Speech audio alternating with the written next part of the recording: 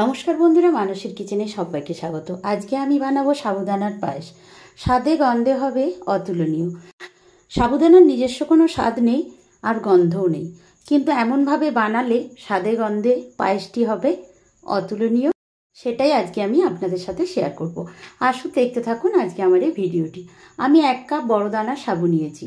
দেখুন, এটা কিন্তু একটা বাটিতে ঢেলে নিলাম। এবার ভালোভাবে ধুয়ে নিতে হবে, কারণ অনেক গুঁড়ো ভাব থাকে সাবুদানার মধ্যে, সেগুলো আর অনেক নোংরাও থাকে অনেক সময়। সেই জন্য ভালো করে ধুয়ে দেখুন পরিষ্কার জল হয়ে গেছে। আর এখন আমি এটাকে বাটিতে রেখে দেবো ঘন্টা 2-এর জন্য। আর কতটা জল নিয়েছি দেখুন, যাতে সাবুদানাগুলো ডুবে থাকে এই মাপে জলটা নিতে হবে। তারপর দেখুন ঘন্টা 2 বাদে আমি ফেরত এসে দেখাচ্ছি সাবুদানার মধ্যে কিন্তু একটুও জল নেই, পুরো জলটাই টেনে নিয়েছে। আর বাটির নিচটা দেখিয়ে দিলাম, দেখুন একেবারেই জল নেই। আর এগুলো একেবারেই ঝরঝরে হয়ে গেছে আর নরমও হয়ে গেছে, নরম হয়ে গিয়ে ফুলে গেছে। 1 প্যাকেট দুধ নিয়েছি আর কিছুটা কাজু কিশমিশ নিয়েছি। আমি দিয়ে দিলাম 1 চামচের মতন ঘি। আগে থেকেই আমি কড়াইটা গরম হতে দিয়েছিলাম আর ঘিটাকে দিয়ে গলিয়ে নিলাম। আর দেখুন আমি যে কাজু আর কিশমিশটাকে রেখেছিলাম এটাকে একটু চামচ দিয়ে নাড়াচাড়া করে হালকা ভেজে নিচ্ছি। খুব বেশি ভাজা চলবে না, যাতে পুড়ে না যায়। আর গ্যাসের ফ্লেমটা কিন্তু আমি এখন কমিয়েই ভাজছি। আস্তে আস্তে এবার চামচ দিয়ে এগুলোকে আমি তুলে নিলাম। এটাকে তুলে নেওয়ার পরে যে সাবুদানাগুলো আমি ভিজিয়ে রেখেছিলাম সেইগুলোকে ওই ঘিয়েই ভেজে নিচ্ছি। একটু নাড়াচাড়া করে কয়েক সেকেন্ড ভেজে নিতে হবে। খুব বেশি ভাজা চলবে না, খুব বেশি ভাজা হয়ে গেলে কিন্তু আবার শক্ত হয়ে যাবে, তখন দুধের সাথে সেদ্ধ হতে চাইবে না। তাই এটাকে হালকা নাড়াচাড়া করে ভেজে আমি তুলে রাখবো। দেখুন, আর গ্যাসের ফ্লেমটা কিন্তু আমি এখনও কমিয়েই রেখেছি। এবার এগুলোকে তুলে নিচ্ছি একটা বাটিতে।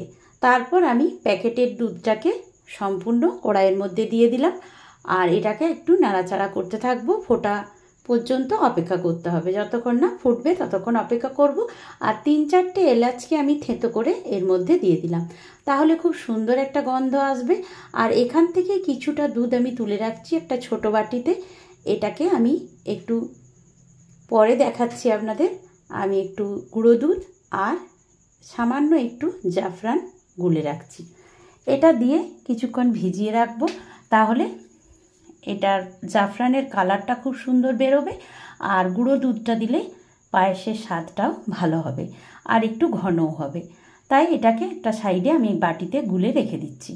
আর এদিকে দুধটা কিন্তু কড়াইয়ে ফুটতে শুরু করে দিয়েছে দেখুন। আর এলাচগুলো দেওয়ার জন্য খুব সুন্দর গন্ধ বেরোচ্ছে। এবার আমি যে সাবুদানাগুলো ভেজে রেখেছিলাম সেগুলোকে দিয়ে দিলাম।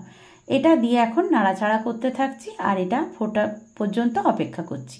দেখুন ফুটতে শুরু করে দিয়েছে। সামান্য একটু লবণ আমি এতে দিয়ে দিলাম।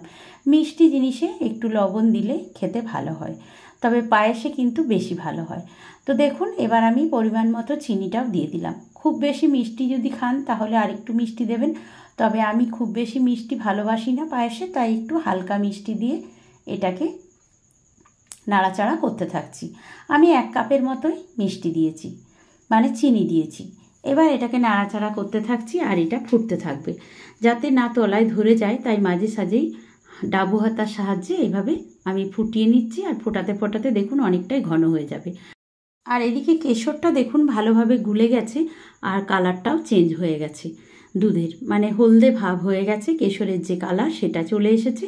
আর এটা দিলে কিন্তু পায়েসে কালারটা খুব সুন্দর আসবে, তাই আমি এটা দিয়ে দিচ্ছি। কেশর ভেজানো যে দুধটা রেখেছিলাম সেটাকে দিয়ে দিলাম। এবার নাড়াচাড়া করতে থাকছি আর এটা সময় ধরে একটু ঘন করে নিতে হবে। খুব বেশিক্ষণ লাগবে না ঘন হতে, কিছুক্ষণ ফুটলেই কিন্তু এটা ঘন হয়ে আসবে। যেহেতু সাবুদানার পায়েস, সাবুটা ঘন হতে থাকে খুব তাড়াতাড়ি, তাই বেশিক্ষণ লাগবে না। কিছুক্ষণ ফোটালেই কিন্তু এটা অনেকটাই ঘন হয়ে যাবে। দেখুন অনেকটাই ঘন হয়ে গেছে। এবার আমি দিয়ে দেবো কাজু কিশমিশটাকে।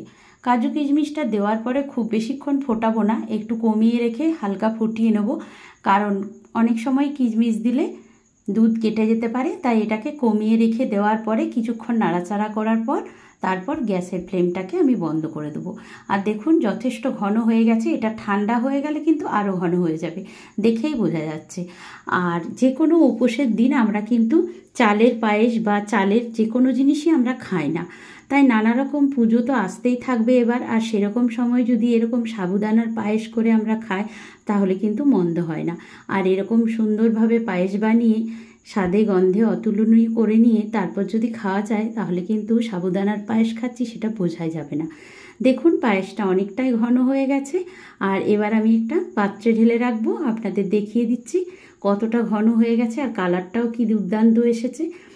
দেখুন চামচের সাহায্যে একটু দেখিয়ে দিচ্ছি কতটা ঘন হয়ে গেছে, ভীষণ লোভনীয়। আর এটা যদি ফ্রিজে রেখে ঠান্ডা ঠান্ডা পরিবেশন করা হয় তাহলে কিন্তু আর কোনো কথাই হবে না। আপনারাও একবার ট্রাই করবেন আমার মতো করে এরকম সাবুদানার পায়েস, আর আমাকে কমেন্ট করে জানাবেন আপনাদের কেমন লেগেছে আমার এই ভিডিওটি। আপনাদের যদি ভালো লাগে তাহলে ভিডিওটিতে একটি লাইক দিয়ে সম্পূর্ণ ভিডিওটি দেখে নতুন বন্ধুরা চ্যানেলটিকে সাবস্ক্রাইব করে বেল নোটিফিকেশনটা অন করে দেবেন, তাহলে আমার নিত্য নতুন ভিডিওগুলি আপনাদের কাছে খুব সহজেই পৌঁছে যাবে আর আপনারাও সময় বার করে দেখে নিতে পারবেন। দেখুন সম্পূর্ণ পায়েসটা আমি একটা পাত্রে ঢেলে নিয়েছি, আর কতটা ঘন হয়েছে আপনাদের আরও আরেকবার দেখিয়ে দিচ্ছি। এটা কিন্তু আমি কিছুক্ষণ রাখার পর ঠান্ডা হয়ে যাওয়ার পরে দেখাচ্ছি। এটা যথেষ্ট ঘন হয়ে গেছে। সবাই ভালো থাকবেন, সুস্থ থাকবেন। আজকের মতো এই পর্যন্ত। আবার অন্য কোনো দিন অন্য কোনো রেসিপির ভিডিও নিয়ে আপনাদের সাথে শেয়ার করতে চলে আসবো।